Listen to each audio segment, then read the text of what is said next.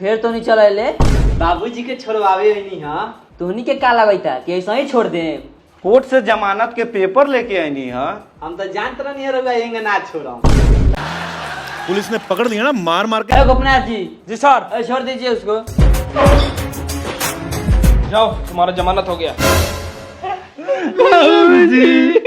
रउआ बिना पूरा गांव सुना बा।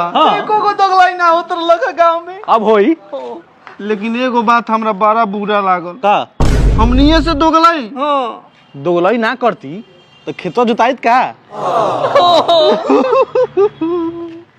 बाबूजी के माई देखे न तो बहुत खुश हो जाई। बगुआ हाँ तोनी घरे जा। काहेला? हम आइले गांव में दोगलाई भाज के। जबले हम गांव में दोगलाई ना करम तबले हम पेट के पानी थोड़े पची। बहुत खुशी के बात बा बाबूजी। जाई अपने हमनी जाता नहीं घरे। हाँ जा जा। मजगर दोगलाई करा। पूरा अजगर वाला। बाबू के ना जानला।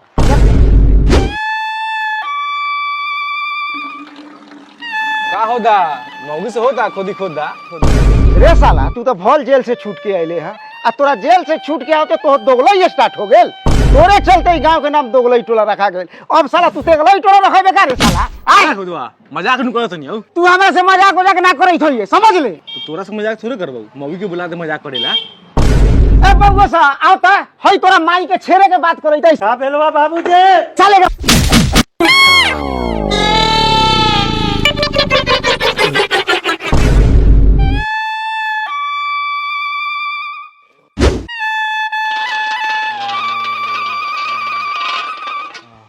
अरे तो मार के फाड़ देले है। कौन है रे? अरे बाप रे, तो गेनू दादा है। जाते नहीं इनका घरे कह देवे। बाबूजी बाबूजी उठाओ। कौन मारला के तोरा के? कौन मारला के तोरा के? आगे ले बोसा। तू नीला हम सब छेद बंद कर रख लेनी हो कि कोनो छेद में प्राण ना निकल जाए। सुन जाते जाते हम सबसे बड़का दोगलाई करके जाके चाहता नहीं। बाकी कैसे?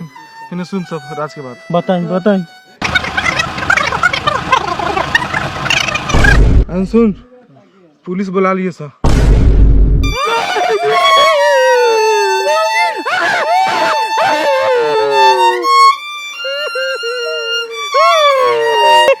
आनंद की तू जो पूरा गांव वाले को बुला के लिया। आनंद एक बांस लेके आओ। हम तो पुलिस पर फोन करे तारी। हेलो दरोगा जी, दोगलाई चौक पर जल्दी आइए। हमारे बाप को मार के मुंगा दिया है गांव वाला। जल्दी आइए।